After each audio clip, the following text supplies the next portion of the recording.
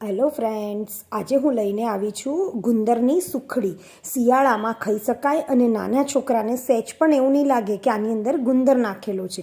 એવી રીતે અને એક જો રોજ સવારે આ ગુંદરની સુખડી આપણે ખાઈશું તો એકદમ હેલ્ધી રહીશું. તો જોઈ લઈએ આપણે ગુંદરની સુખડી. ગુંદરની સુખડી બનાવવા માટે સૌથી પહેલાં મેં મોટું એક પેન લઈ લીધું છે. તેમાં અહીંયા આપણે 1 કપ એટલે કે 1 બાઉલ ચોખ્ખું ઘી આવે છે એ આપણે લઈ લઈશું. અહીંયા તમે તમારી રીતે વધારે કે ઓછું મેઝરમેન્ટ કરી શકો છો. ઘી થોડુંક મેલ્ટ થાય એટલે તેમાં ઘઉંનો જે ઝીણો રોટલી માટેનો લોટ આવે છે તે આપણે 1.5 કપ એડ કરીશું. હવે આ બધું જ આપણે સરસ એકદમ મિક્સ કરી લઈએ.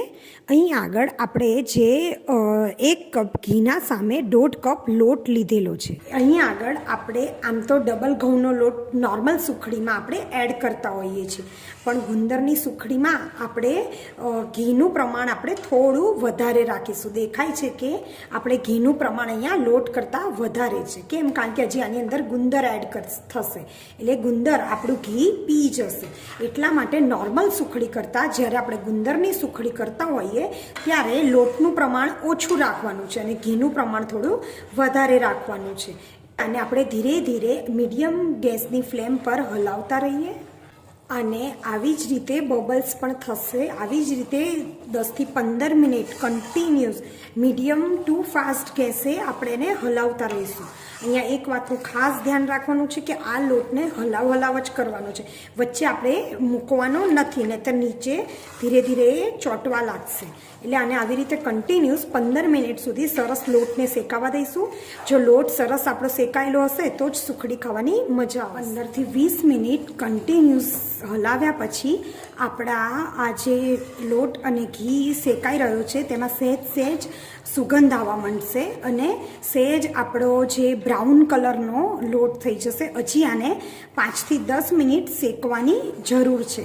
જો આ લોટ પરફેક્ટ શેકાઈ ગયો હશે તો જ સુખડી એકદમ સોફ્ટ અને લોટ પણ આપણને એકદમ કાચો એટલે કે મોઢામાં નહીં આવે, એકદમ મોઢામાં મૂકતા જ ઓગળી જશે. એટલે આ સ્ટેજ પર ખૂબ જ ધ્યાન રાખવાનું છે કે આપણો લોટ ખૂબ જ સરસ શેકાઈ જવો જોઈએ. હજી આને 5 થી 10 મિનિટ થોડો બ્રાઉનિશ કલર આવી જાય ત્યાં સુધી આપણે આને શેકી લઈએ.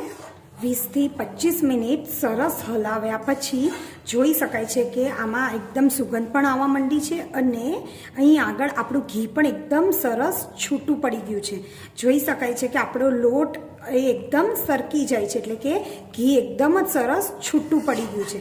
અહીંયા આપણે ગુંદરને અલગથી ઘીમાં નથી શેકતા, પણ અહીંયા ગુંદરની સુખડી માટે ગુંદરને આની અંદર જ એડ કરી દઈએ છીએ. એટલા માટે જ આપણે ઘીનું જે મેઝરમેન્ટ છે એ થોડું વધારે રાખેલું છે. તો હવે આપણે અહીંયા આગળ મેં બાવળિયો ગુંદર લીધો છે. બાવળિયા ગુંદરને મિક્સી જારમાં ક્રશ કરી લીધો છે અને 1 થી 1.5 ચમચી આ ગુંદર અંદર એડ કરેલો છે. આપણો ગુંદર જેવો અંદર જશે એટલે દેખાઈ રહ્યું છે કે એકદમ જ બબલ્સ થઈ અને બધા આવી રહ્યા છે બહાર. આને ગુંદરને એકદમ સરસ આપણે અંદર જ શેકાઈ જવા દઈશું એટલે બહુ ગુંદર મોઢામાં પણ નહીં આવે અને ગુંદરની જે તાકાત છે એ પણ આપણને મળશે. આવી જ રીતે આ ગુંદરને આપણે સરસ 5 મિનિટ સુધી આને શેકી લઈએ. આપણે અહીંયા જે લોટ શેકી રહ્યા છે એ પણ એકદમ સરસ બ્રાઉન કલરનો રેડી થઈ ગયો છે. દેખાઈ રહ્યો છે કે એકદમ બ્રાઉન કલર થઈ ગયો છે. હવે ગુંદર થોડો શેકાઈ ગયા પછી આપણે એની અંદર સૂંઠ અને ગંઠોડા 1 ચમચી લીધા છે.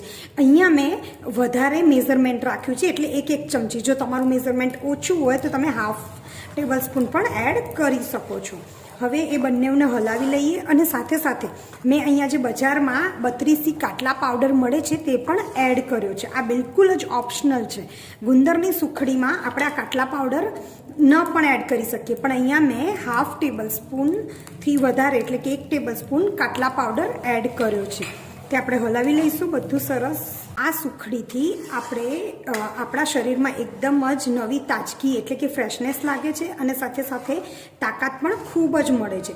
જો શિયાળાના 4 મહિના આપણે આવી સુખડી ખાઈશું તો આખું વરસ આપણે એકદમ હેલ્ધી અને તાજા રહીશું. અહીંયા મેં ½ કપ એટલે કે એ નાના ½ કપ જેટલા કાજુ બદામના પીસીસ લીધા છે. તમે અહીંયા પિસ્તા પણ એડ કરી શકો છો, પણ અહીંયા મેં કાજુ બદામ જ લીધા છે. જો આ સ્ટેજ ઉપર તમારે બીજું કંઈ એટલે કે કાજુ બદામનો ભૂક્કો છે, ટોપરાનું છીણ છે કે ખસખસ છે, એ કંઈ પણ એડ કરવું હોય તો તમે આ સ્ટેજ ઉપર એડ કરી શકો છો. હવે અહીંયા આગળ આપણે ગોળ ઉમેર્યા પહેલાં ગેસની ફ્લેમને બિલકુલ બંધ કરી દઈએ છીએ.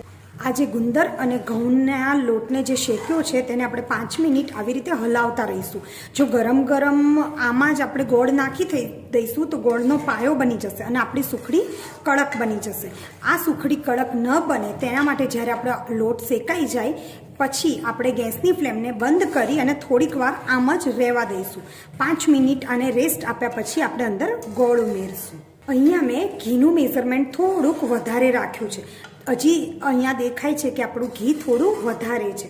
અહીંયા આગળ આપણે 5 મિનિટ રેસ્ટ આપ્યા પછી જેટલું આપણે ઘી લીધું હતું એટલે કે 1 કપ તેના જેટલો જ આપણે ધીરે ધીરે આવી રીતે છૂટો છૂટો ગોળ એડ કરી દઈશું અને હલાવતા જઈશું. અને અહીંયા જેમ જેમ ગોળ મિક્સ થવા માંડશે તેમ તેમ આપણી સુખડી પણ થોડીક થીક થતી જશે. એટલે કે જે એકદમ પાતળું ટેક્સચર હતું તેનાથી સુખડી ગુંદરની એકદમ સરસ ટેક્સચરમાં આવી જશે. અને હવે આપણે ખૂબ જ સરસ ગોળને ગાંઠા અંદર ન રહે તેવી રીતે આપણે આને હલાવી લઈએ. બધો જ ગોળ ખૂબ જ સરસ મેલ્ટ થઈ ગયો છે. જોઈ શકાય છે કે આપણી જે સુખડી છે એકદમ સરસ બધું ઘી પણ અંદર સમાઈ ગયું છે. અહીં આગળ મેં દેશી ગોળનો યુઝ કર્યો છે એટલે થોડોક આપણી સુખડી બ્રાઉનિશ થઈ છે. હવે આને એકદમ બરાબરથી હલાવી અને આપણે જેમ નોર્મલ સુખડી થાળીમાં નાખીએ છીએ તેવી જ રીતે આ સુખડીને પણ થાળીમાં નાખી અને સહેજ ઠરે એટલે પીસ પાડી લઈએ. સુખડીના અહીંયા પીસ પાડી અને રેડી છે. અહીંયા મેં થોડી મોટી સાઇઝના પીસ પાડ્યા છે. તમે તમારી રીતે સાઇઝ વધારે નાની કે મોટી કરી શકો છો. અહીંયા દેખાઈ રહ્યું છે કે આપણું ઘી એકદમ જ વધારે હોવાથી ઉપર એકદમ વ્હાઈટ ઘી જામી ગયું છે. આ જ ઓરિજિનલ સુખડી છે. તમે આના ઉપર કાજુ બદામ મૂકી અને આને ડેકોરેટ પણ કરી શકો છો. પણ જે આપણે ઘરે ઓરિજિનલ સુખડી બનાવીએ છીએ તે આ મેં એવી રીતે જ સિમ્પલ રાખી છે. આ ખાવાની ઘરના બધાને ખૂબ જ મજા આવશે અને સાથે સાથે હેલ્ધી તો છે જ. શિયાળામાં જો આપણે આ સુખડી ખાઈ લેશું તો આપણું આખું વરસ એકદમ જ ફ્રેશ લાગશે આપણને અને એકદમ જ તાકાત આપશે.